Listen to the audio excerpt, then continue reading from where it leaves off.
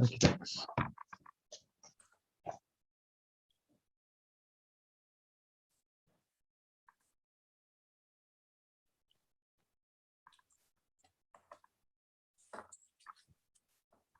So welcome back, everyone, to Chasing Lullabies, where we enjoy the experience of analyzing Torah in adult and challenging ways to really open up the meaning of the text and to try and grapple with the different issues that it throws up. Last week, we, in Parshas Va'era, discussed one of probably the most tricky theological issues, which was played out in the interactions between Egypt and Pharaoh on the one hand, and the children of Israel and God on the other. That we have been brought up with this understanding that God hardens Pharaoh's heart. And we wondered that there were two problematic issues over there. The first problematic issue with God hardening Pharaoh's heart was that if God is taking away Pharaoh's free will, so then, first of all, I mean, how can Pharaoh be held responsible for anything that he, and by extension his nation, does if this has been driven through God taking away Pharaoh's free will? He has no choice in the matter, quite literally.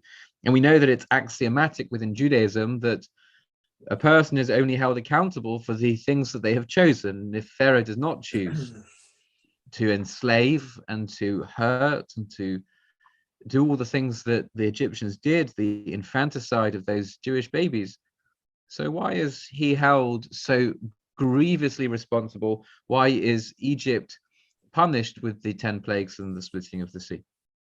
Or rather, not the splitting for them, it's the closing of the sea for them that is problematic. That was the first level of question. But then when you pull back the zoom lens, the second question that we asked last week was, okay, when did this whole Exodus thing begin? This whole enslavement idea? And we realized that it went all the way back to Abraham, that Abraham at the covenant between the parts was informed by God that his descendants would be enslaved for many years, for a very long time, for 400 years. So this is now fated. There's something that God knows will happen, has destined to happen. And so then we get into problems of predetermination and free will as well. So there's two different elements of free will that seem to be involved here. The first level is the predetermination part, and the second level is God intervening in human affairs and taking away Pharaoh's free will. So last week we seemed to discuss some of the classical commentators on the concept of predetermination, of God's omniscience on the one hand and free will on the other. And there was the answer of Nachmanides, there was the answer of Maimonides, and that was the first part of last week. The second part of last week was diving back into the actual Exodus story, away from the heady philosophical worlds of medieval commentators who have similar names, which are Rambam and Ramban, or Rambam and Ramban. So Maimonides and Nachmanides. But we jump back into the world of Pharaoh, and we looked that actually maybe we've been laboring under a misconception.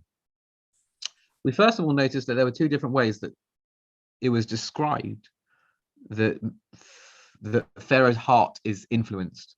The first way was kibud halev, heaviness of the heart, heavying, making heavy Pharaoh's heart. Sometimes we translate that as hardening Pharaoh's heart. And the second time was as chizuk halev, was strengthening the heart. And we tried to find some sort of English terminology that would better translate and better hold the concept of a hard heart on the one hand. I'm doing a lot of it on the one hand this evening, a hard heart on the one hand and a strong heart on the other. And we thought that a hard heart was a stubborn heart, and a strong heart was a courageous heart. And then we looked at who was the player doing either the encouraging or making more courageous, or the stubborning, making more stubborn. That's not a word, is it, guys? Stubborning. So who was doing it? And we found that the only time when it was referring to Pharaoh becoming more stubborn, more set in his ways, that was Pharaoh doing it to himself. He was choosing, so to speak, to ignore the messages that were trying to be told to him through the plagues. And we recognize that every time there's a discussion of the plagues, each and every time God also says that the rationale for this was to tell Egypt, that Egypt should know that I am God. So we understood that there was something happening here, a communication strategy, which Pharaoh seemed to be supporting of his own free will, that through his own stubbornness and making his heart more and more hard, he was affording God the opportunity, so to speak, to deliver these plagues and thereby demonstrate his might. There was only one time where Pharaoh needed some supernatural strengthening. When was that? When he was flagging against the messages that God was providing to him. He was flagging, meaning he was being beaten into submission. And the purpose of these plagues was not to beat Pharaoh into submission, for him to admit that there is a force amongst many forces, and that one of those forces amongst many forces happens to be strong right now. And that's what the Hebrews call their God. But there are other forces too. There's Ra, the sun god. There's Pharaoh as the deified version of the might of Egypt. There's all these different forces. But right now I've been beaten into submission, and so I might as well capitulate. That was not the message. That was not the public relations plan that God had with the plagues. And therefore, Pharaoh needed some support, some strengthening, some courage in order to be able to stand up to God, in order that his free will, so to speak, should be strong enough to withstand the onslaught, such that he could freely choose to resist God a little bit more until we get to the seventh plague.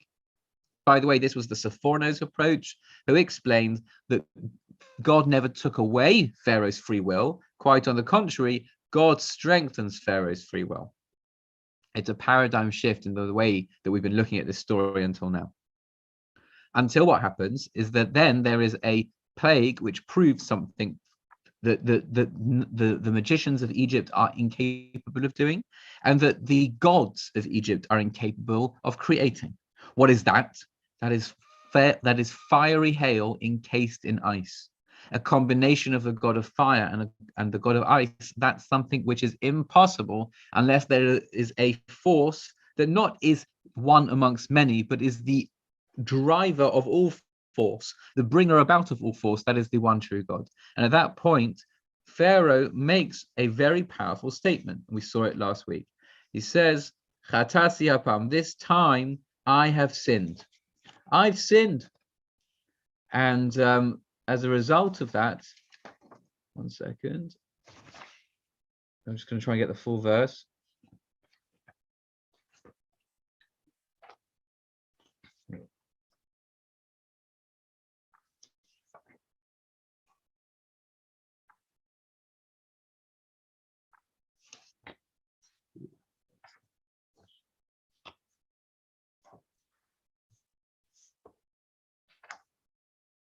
There we go.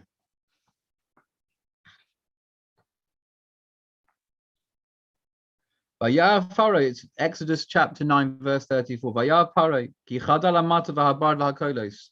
He saw the rain and the hail and the thunders. He saw that before that. Sorry, to Exodus 9:27. Chatasi apam, I've sinned this time, Hashem. Hashem at-tzaddik, that's what he said. God is the tzaddik. God is the righteous one. Va'ami harashayim, va'ani va'ami harashayim, and I and my people, we are wicked. That's the verse, the fateful verse, whereby there seems to be a change of heart. Again, Exodus 9:27. Chatasi apam, I've sinned this time, says Pharaoh. Hashem at-tzaddik. God is the tzaddik. God is the righteous one. Va'ani va'ami harashayim, and I and my nation are the wicked ones. The problem is it was 7 plagues in, and now we've greeted in this week's parasha with something that might uproot the entire theory that we shared last week. The beginning of Parashas Bo, and thank you again to Aleph Beta for some of the source sheets and for some of the information. So Vayom Hashem Moshe Bo el Paro. This was the beginning of last week's parasha.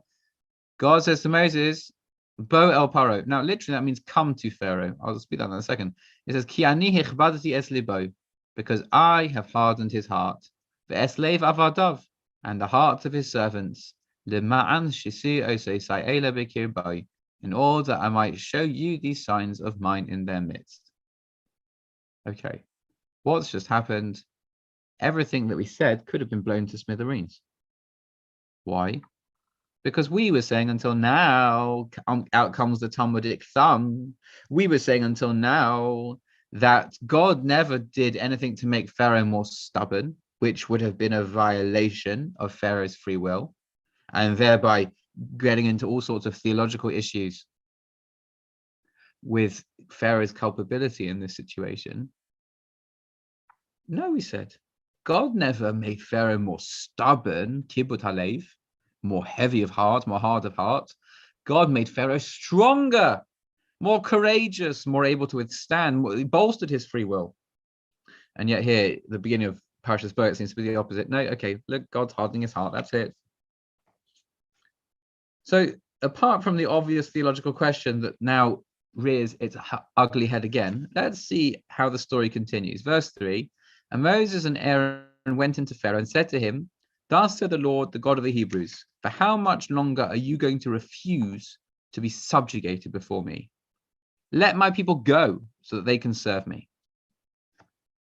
Does anything strike you as strange about this verse? And they say, because if you refuse to let my people go, then tomorrow I'm going to bring locusts into your borders. I'm going to bring locusts into your lands. So once again, they say, how much longer are you going to refuse to be subjugated before me? What do you notice? This might be strange. Please unmute yourselves if you've got any thoughts on this.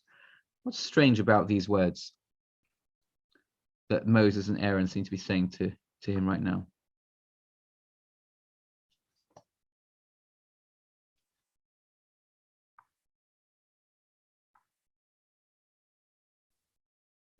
Fact it says for me.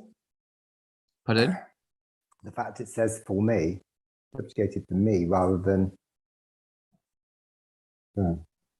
Well, before me is before God, but there's one thing is do they know the answer to this question, Stephen? How long are you going to be subjugated? How long is it until you're subjugated before me? Do they? If it's true that God is hardening Pharaoh's heart at the moment and God is playing Pharaoh, so to speak. Can you hear me okay? Yeah. Can you hear me okay? Just thumbs up if you can hear. But it's actually warning him about the plague that will come if he doesn't. It's a sort of threatening him with an actual plague, giving the actual plague that's going to come if he doesn't let them go. So Rena's looking at this and saying there's some tone here that is very, it's a much more strident tone than one that they've been using up until now. Is that sort of what you're saying, Rena? Yeah, he's actually telling, I can't remember whether he forecast the plagues that were going to come beforehand, but he's certainly forecasting the next one and actually telling Pharaoh what the next plague's going to be. Yeah, he's definitely making a forecast here. And Isn't there something here that's going on and saying that Moses and Aaron don't know when it's going to end? So it's almost as though God hasn't given them a timeline that they are to follow. So that it's almost like leaving it up to Pharaoh to get on with it under his own steam. Right. So let's if we're going to really occupy the feet of the characters as you've just done, Dad. So then they're asking, like, how long is this going to go on for Pharaoh? How long?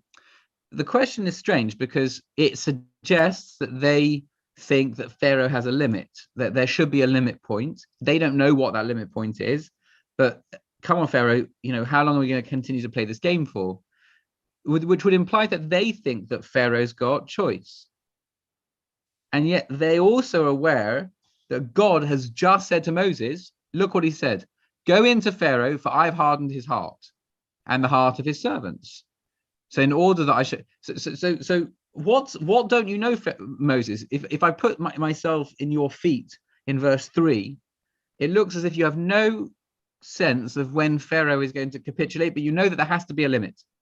And yet you've been told by God that there is no limit, actually. This could carry on going and going and going.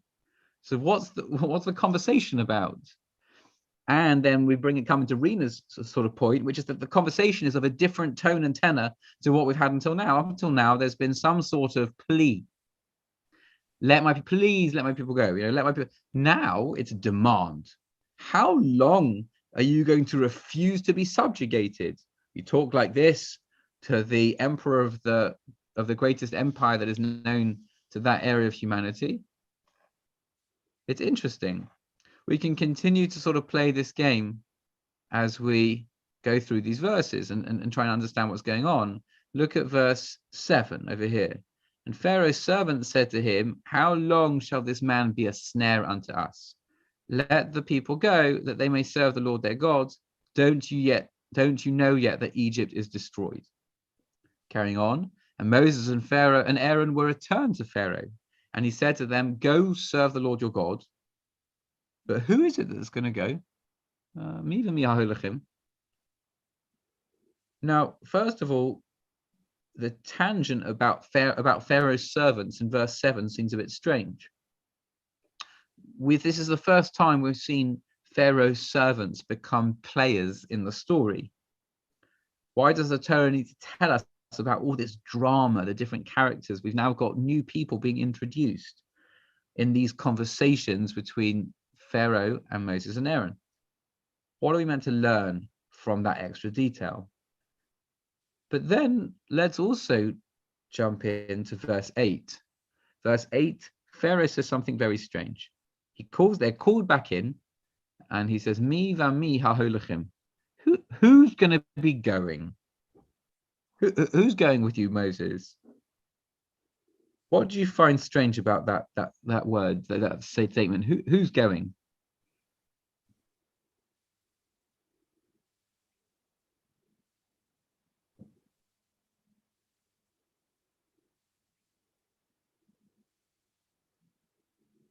Well, if you're Pharaoh, don't you know who you're letting free? You're letting free the Israelites. That has been the whole point up until now. We've had a huge amount of requests over and over again. Let my people go. Let my people go. Let my people go. Oh, Moses, who's going now?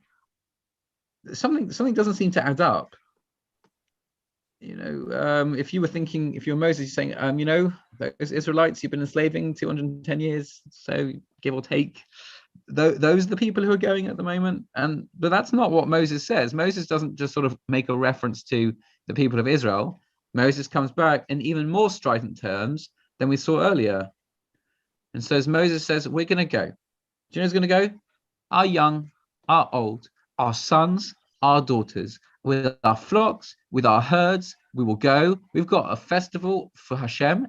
We're not leaving a shoestring back here in Egypt, Pharaoh. You want to know who's going? We're all going. Every single last hoof of us.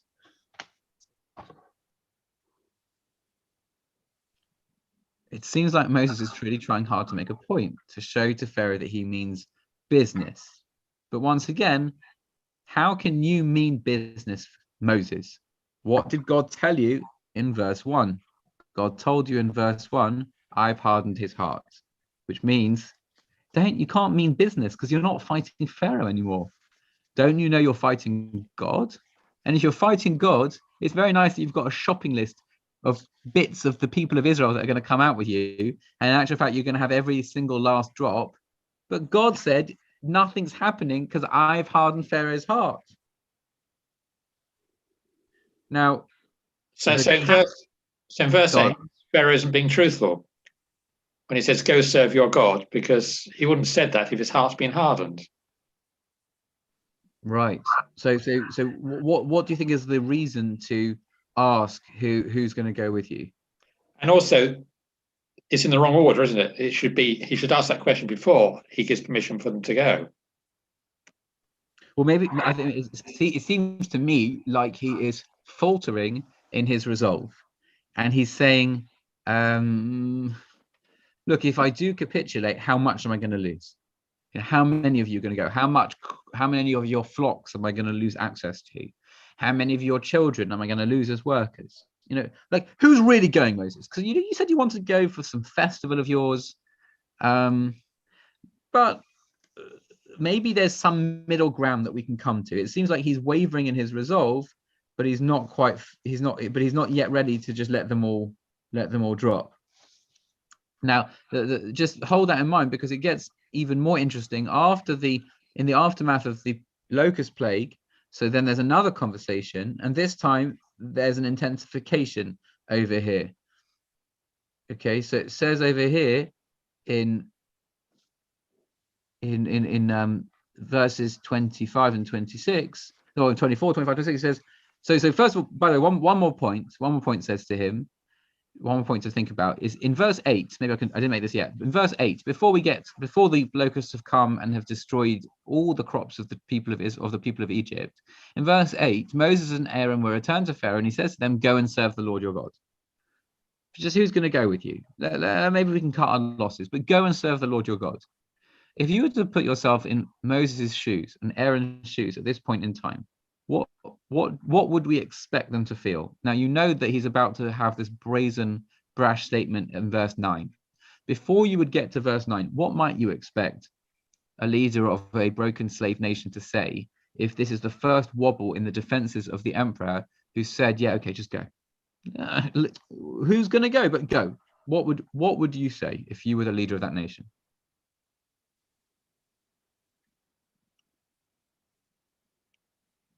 Well, in response to Pharaoh saying, "Go serve your God, your Lord," Moses should have said, "Thank you very much." Exactly. He said, Baruch Hashem. We said, thank God. We've been working for this for very many years, and finally we're here. He's just said we can go. All he wants is us to leave a few cattle behind. We can do that. We will do that. I will take that offer. I can see that he's faltering. I can see he wants me to give him a little bit of a payout just before we leave. Fine, have your payout. It's time to go. There's not going to be any more slavery. But he doesn't do that. Moses doesn't do that. Oh, do you know who's going to go, Pharaoh? We're all going to go. No, we're not giving any ground. So that's very fascinating. We would not have expected that. If we'd been the leaders at that time, we wouldn't have demanded more. We'd have said, have the cattle. Just have them. It doesn't matter. Let's go. So after the plague of locusts, there's more discussion about these flocks. And Pharaoh called to Moses and says, now, he says, it's not tentative now. He says, go, you serve the Lord. Go. Literally, I really want you to go. But let your flocks and your herds stay behind. Let your little ones also go. Have your kids, have your children. Just throw me a bone, says Pharaoh. Throw me one bone. Again, put yourself into Moses' feet now. You can see that his resolve after plague number 8 is entirely on the rocks. All he wants is to have save a little bit of face. It reminded me of the joke about the rabbi who's treated badly by his community by this, and he's treated badly by his community by that. He says, "Oh, but the kavod, but the honor."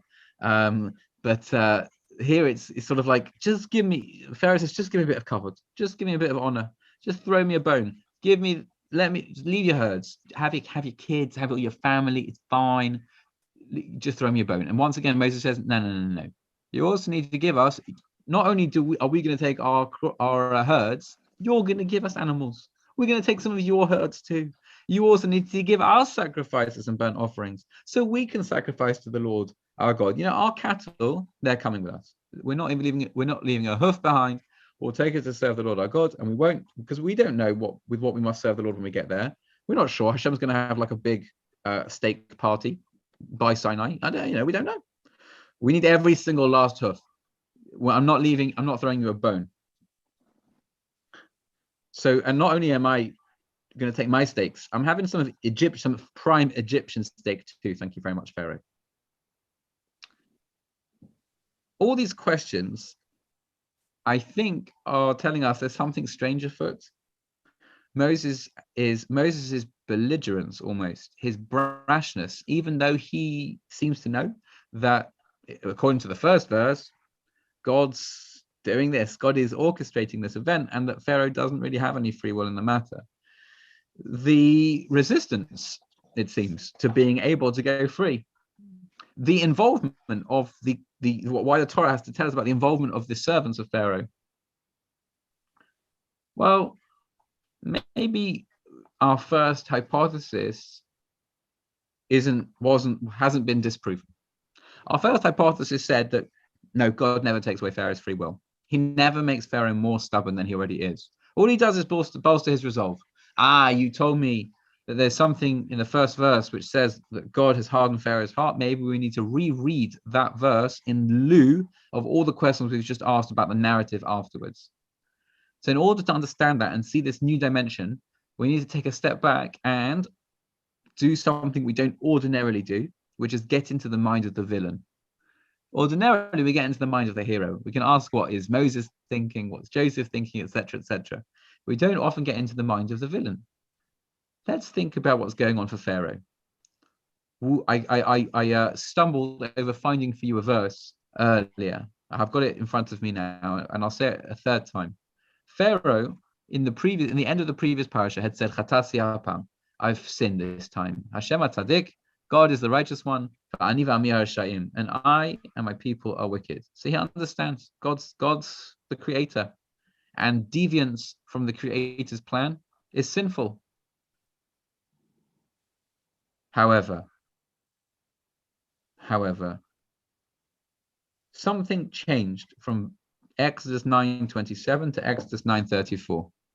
Something changed in last week's Torah portion. Let me share that with you now, that shift. I'm just going to pull up a Sefaria page to bring it out. Share that with you.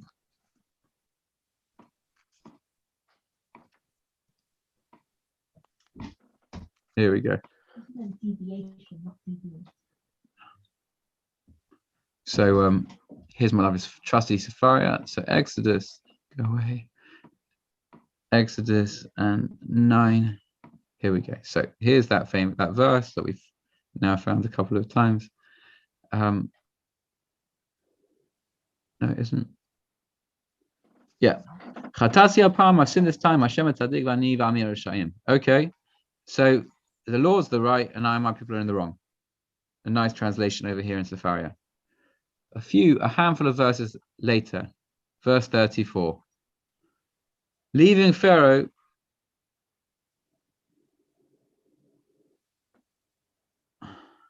so Moses goes outside, spreads out his hand, the thunder and the hail cease, and no rain came pouring down to the earth.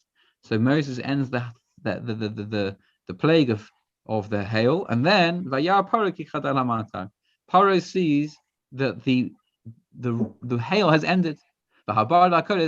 And all it's gone, the thunder, the lightning, the rain, it's all gone. And what happens? Literally, it means he added on to sin. He became sinful again. And he hardened his heart. He became more stubborn. He and his courtiers.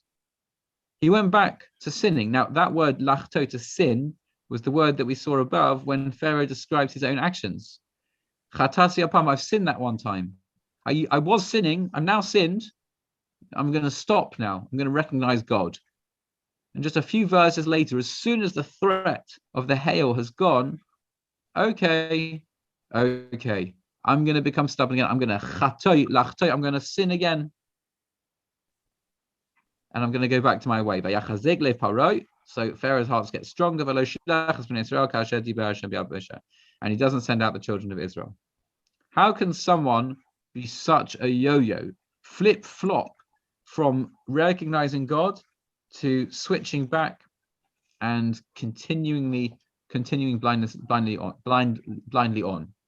Why would someone who knows the truth of Hashem and who's paid a terrible price to know that truth continue to choose to defy him? What do you think?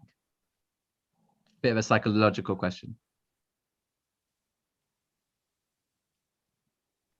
It's like someone with a thumb screw, isn't it? Whilst you're in pain, you sort of like, eventually you say, yeah, okay, I believe it. Then once the pressure's taken off, he couldn't really go through with it, could he? He was still trying to retain his position. He wasn't ready to give up his pride, really. Right. So if there's two elements to what you said there, Stephen. One element you said was that a person will do anything to get rid of pain. Sometimes they'll do all sorts of capitulations because the pain is just too much. they've been tortured to the point of breaking, but once the pain has gone, so they just go back to where they were before. Now, I wonder here if there's something a little bit different, because there wasn't just torture here, but it's what the torture communicated. And he saw that fire and ice. He saw that mixture of two different incompatible elements. Yes, it was painful, but it was also revelatory, meaning it gave a revelation of some insight that he hadn't had before. So he's not just back down because the pain has stopped, but he seems to be back down from what the insight that he had gained. He seemed to have seen a vision of God and back down from it. But you did also say something about stubbornness just being sometimes too strong, and I wonder if there might be some sort of traction there. And I'm also thinking that there is another time in the Torah where we see some very stubborn people who repeatedly see messages of godliness and still stubbornly carry on doing whatever they were belligerently doing. Now, this is a lahavdil moment, which means to make a distinction between one and the other, because I'm not referring to the Egyptians right now, but who am I referring to? Bnei Israel. The people of Israel. That's right, Bnei Israel, when they go through, we'll see in next week's parasha, in Parashas Bishalach, when they go through the splitting of the sea, and our sages tell us that at the time of the splitting of the sea, even a mere slave girl at the time of the splitting of the sea had a vision of God that even Ezekiel, who is famed for his vision of the chariot, this intense experience of the divine realm, did not see. So there was some incredible revelation that they had, even greater than the revelation seems that then Egypt had with the plagues. But there's some miraculous stuff going on that is teaching Egyptians, it's teaching Israelites, and the Israelites, after a little bit of time, they start complaining, start asking bitterly, and they even ask in next week's Torah portion, is God amongst us? Is God even here? What do you mean is God here? Pillar of cloud, mate, pillar of fire, splitting of the sea, 10 plagues. Is God here? Seems so, but there is something about external realities not changing internal truths. There's something about inspiration falling away. And I think that that's a fundamental human sort of failing on some level, which is that we can be fired up by all sorts of things. We can see clearly at times what's important, whether that is life priorities, such as friends, family, community, whether those are ethical priorities in terms of doing business right and straight and true. Whatever it is, whatever insight that we sort of comes to us in a flash, an inspiration, a moment of clarity. And then maybe, to use Stephen's word, our stubbornness gets in the way. And it could be that if we've formulated this appropriately, then that might be what's happening at the moment, that Pharaoh's stubbornness is stopping him continuing to be open to the messages that God is trying to communicate. God is trying to tell him, look, mate, pantheon of Egypt's all right, but it's not. One true God is the ultimate truth, is better. And Pharaoh had it. He grasped. Did this moment where he saw, and then he reverted back to old habits and old ways. By the way, as an aside, that's the reason that if a person wants to think about actual change in life, it's not enough to simply have the insight. One needs to put habitual expressions of that insight into every day. That's why Judaism is such a powerful sort of lever for behavior change. If you do all the different parts, is because it's a set of daily habits that intrude in a very positive way into every aspect of life, to make sure that every aspect of life has a little bit of an added oomph, an added sort of habitual push into the right space and into the right way of doing things. It's the famous book, The 7 Habits of Highly Effective People, whereby Stephen Covey over there doesn't look at moments of inspiration as the way to create effective people, but rather looks at daily habits as the way to create effective people. Coming back to Moses and Pharaoh, so it seems like there's a tipping point at the beginning of our parsha. And in this tipping point, we might see what's happened now with the next 3 plagues, and it will explain some of the questions that we've been asking before through this insight of Pharaoh's stubbornness. So I'm just going to go back to some text.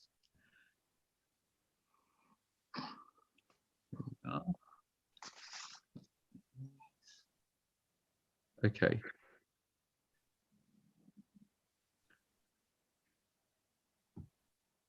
So we go back to the beginning of the text. And the Lord said to Moses, go into Pharaoh, for I've hardened his heart and the heart of his servants, in order that I shall show you these signs of mine in their midst. And in order that you shall tell your son and your son's son how I have played with Egypt, and my signs which I've done among them, and that you all know that I am the Lord. At this point, in verse 2, or end of verse 1, verse 2, what is different about why Hashem what rationale Hashem, God, is giving for these plagues? There's a fundamental change from the rationale God gave in last week's Torah portion to the rationale he's giving in this Torah portion as to why the plagues are coming.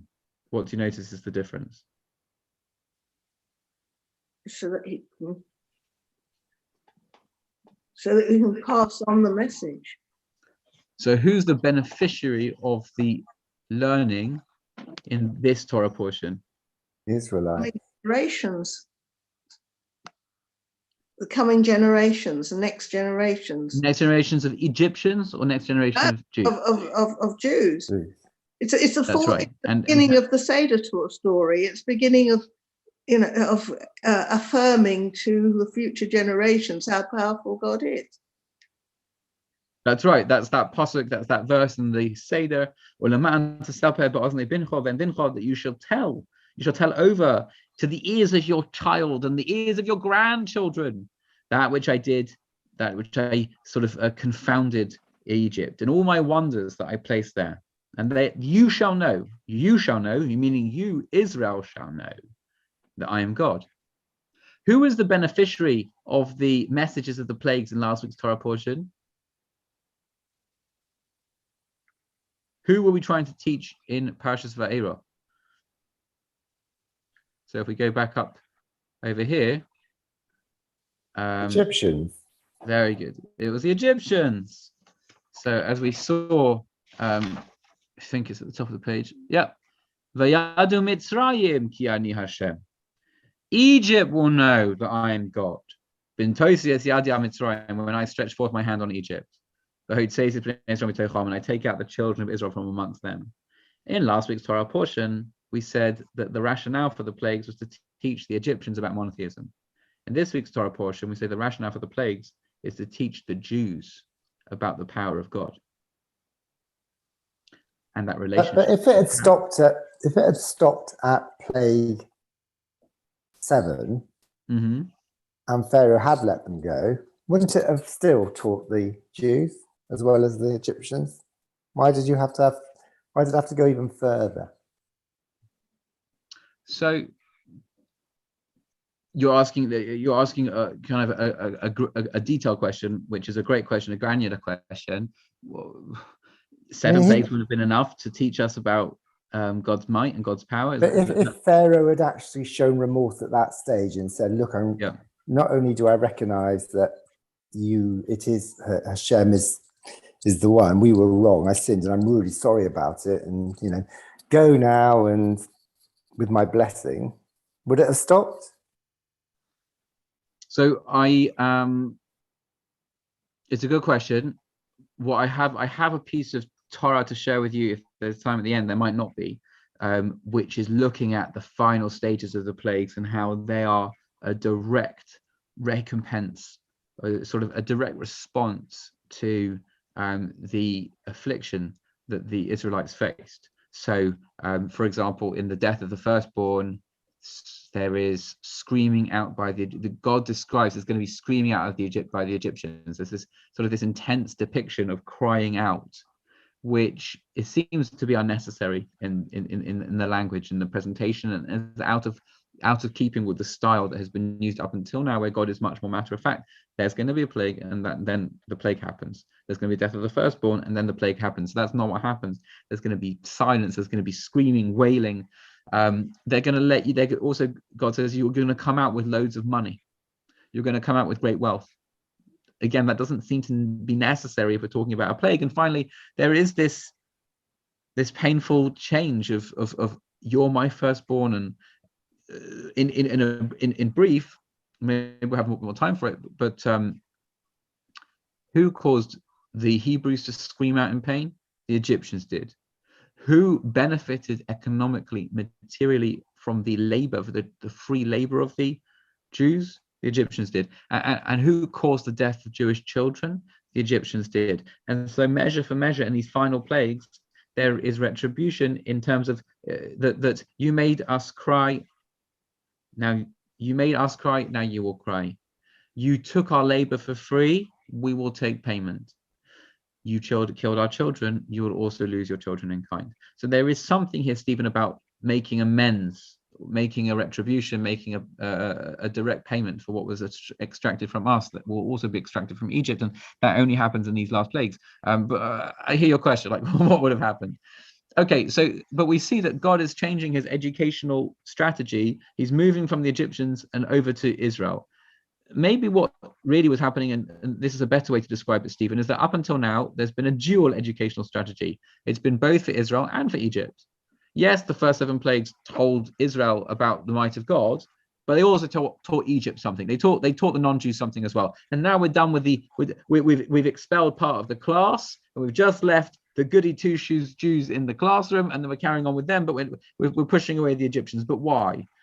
And I think the answer comes from what we understood about Pharaoh, which is that Pharaoh has himself decided to give up on the lessons. Pharaoh said, you're not going to move me. Even if you push me into a position where I have to look into the eye of truth and recognize, Chatasi Hashem, I've made a sin against God. I've made a sin. Hashem Tzadik, God is righteous. And we're the wicked ones. It doesn't matter. I'm still going back. So sometimes a teacher has to recognize that no amount of further education is going to move it. And so God moves his educational strategy away from Pharaoh and over to the only people left in the classroom, which is the Israelites. With these thoughts in mind, we now go back to that tricky verse that we began today with, which we thought challenged our scenario, challenged our interpretation until now, our hypothesis. We said, the verse says, Ki aniach badati es liboy. God says, I've hardened Pharaoh's heart. I'm the one that's made him more stubborn. Almost like there was this omniscient finger or omnipotent finger of God that went into Pharaoh's heart and created some heaviness in there, and that was the rest of the narrative. But is there any other way to cause a person's heart to be more hard, to be more stubborn, without using any supernatural powers whatsoever? Is there any way to almost goad a person into a stubbornness, into a resistant position, a defending position? So any psychotherapist in the room will tell you about. Go on, Jonathan. Well, it's what Stephen was saying before. If you take away the plague, then he sort of automatically lapses back into a hard heart. That's true. So you could just default into old practices, but there might be an extra push that I could force you into those old practices. It's as if I cause you to defend against me. Comes along Moses and Aaron and says, how long is it going to be that you refuse to be subjugated before God? They're really playing with Pharaoh's emotional heartstrings here, Pharaoh's real defenses and macho power. Here is the man who considers himself to be the god of Egypt. How long are you going to refuse to be subjugated? Me? Subjugated? I'm not being subjugated. And off we go with the resistance. I'm going to be stubborn. You've activated my defense strategies. It's like when you push against somebody, they naturally push back. That's what defenses are. They're normally there to protect us. They're normally there to keep us in equilibrium and stasis. But sometimes they don't serve a very good purpose if all they do is entrench old and unhelpful positions. maybe that's why Moses and Aaron ask their brash question, this question that seems like they don't know the answer. What, you don't know why? You don't know the limit here? You don't know, you don't know what's going on, Moses and Aaron? You do. God told you what's going on. God told you that Pharaoh is going to continue to be stubborn. Maybe the reason that you're asking is in order to continue to force that stubbornness.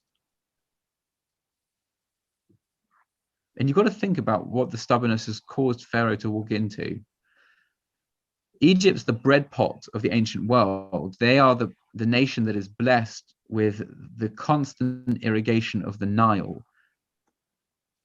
They have crops which will always look after, which they almost have a guarantee of permanent crops, because they almost have a guarantee of a water supply, which in the Middle East is no simple thing. And God has threatened them, or Moses has threatened them, with locusts. Locusts is like an agrarian atom bomb, an economic atom bomb for Egypt. And Pharaoh's stubbornness still forces him to resist. Who gets sensitive to this resistance? Who gets sensitive to this defense mechanism that is driving Pharaoh into destruction, that is driving him to force an atom bomb onto his society? It's the servants. That's this sort of inconvenient, really strange detail that the servants, they start to ask, how long is this man going to be a snare unto us? What's going on over here? They're encouraging Pharaoh for the first time. For the first time, there's a rupture in what's going on in the Egyptian court.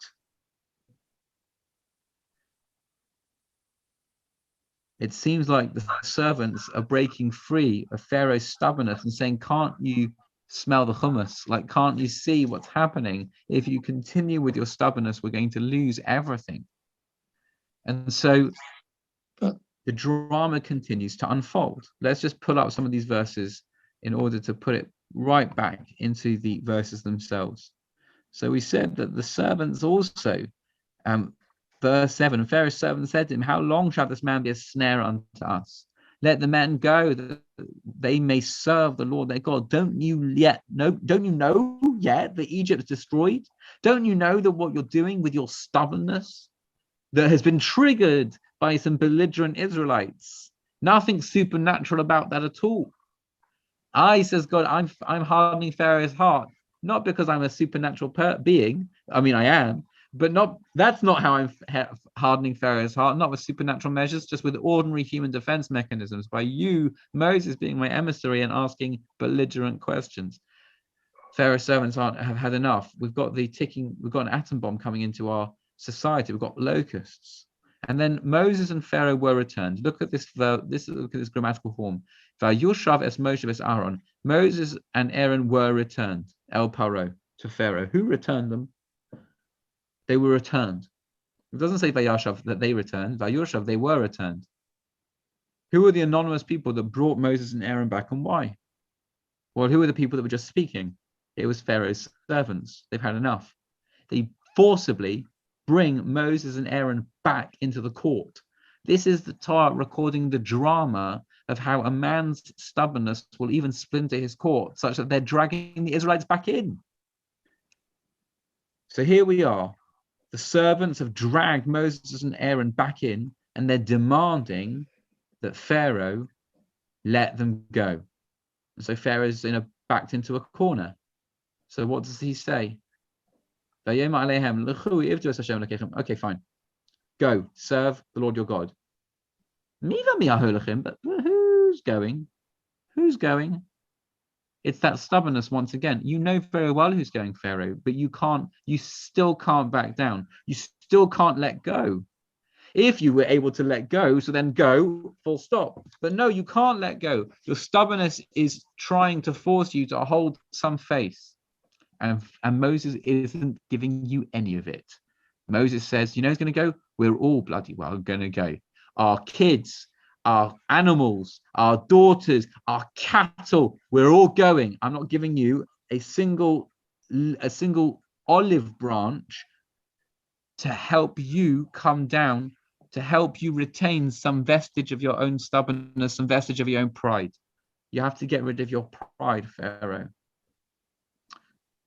And that explains also what happens next. Even after the locusts, even though there's been that absolute ridding or just ripping apart of Egypt's bounty, Pharaoh says, look, you go, but you're going to just leave behind the crops, just leave them behind. Once again, he's stubbornly holding on to that.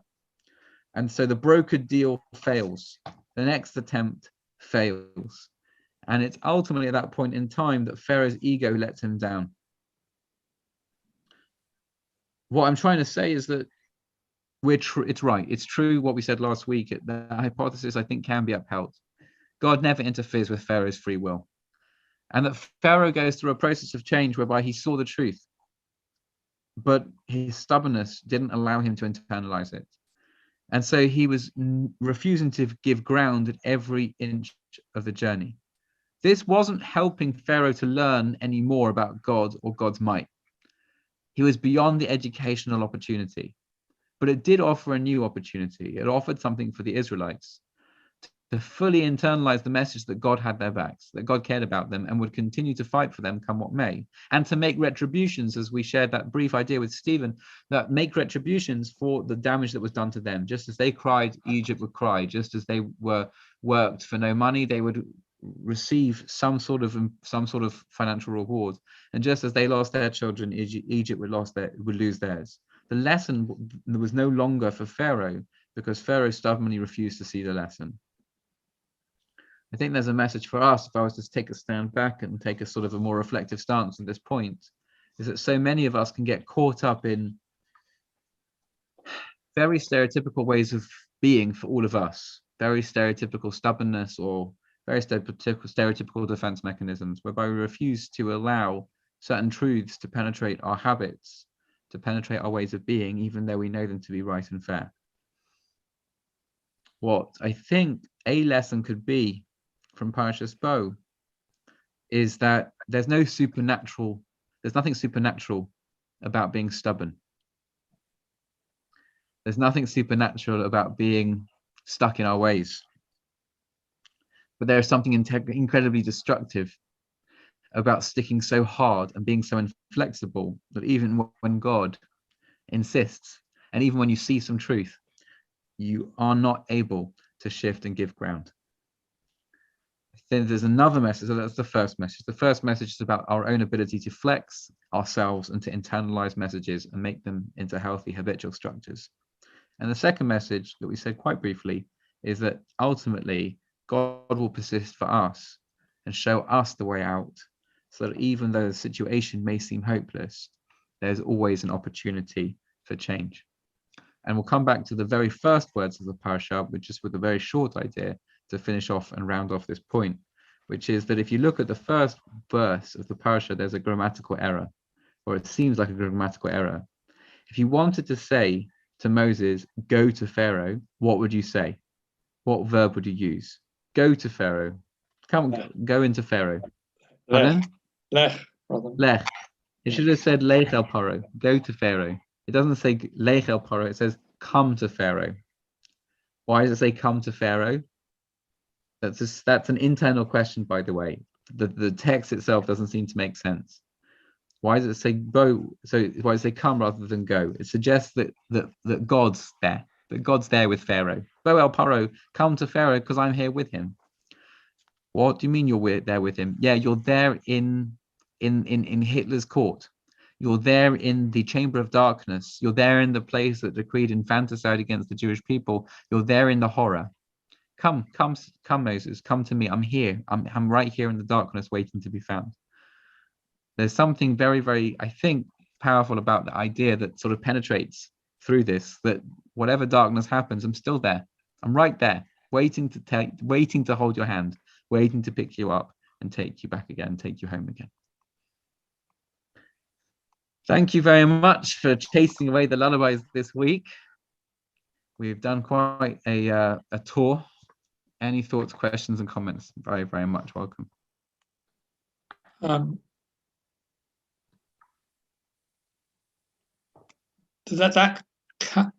come also appears earlier, doesn't it? In Va'era. Does it? 6:11 or 6:11. I have to have a look. Good.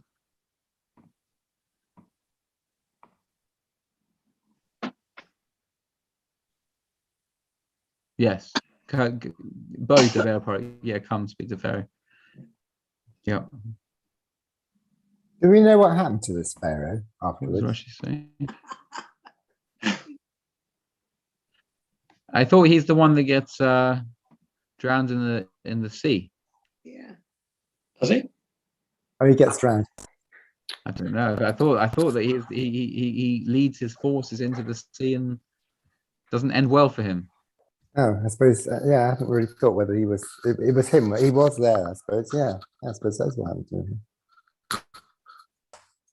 I wonder how they coped without any slaves or servants. They had to do it themselves, I should think. Go and ask. Yeah. I'd like to say something. Probably, but anyway. Yeah. No, as in any nation that has used to have people who were there as slaves. Like, go and ask a South African what happened after apartheid ended, Very and true. how they how the whites had to sort of start looking after themselves and shining their own shoes. And Yeah, that's very true. sort of thing. Then again, not to be fair. Now they just hire them for threepence, so it's not necessarily that much better. But it's a change. It's a change.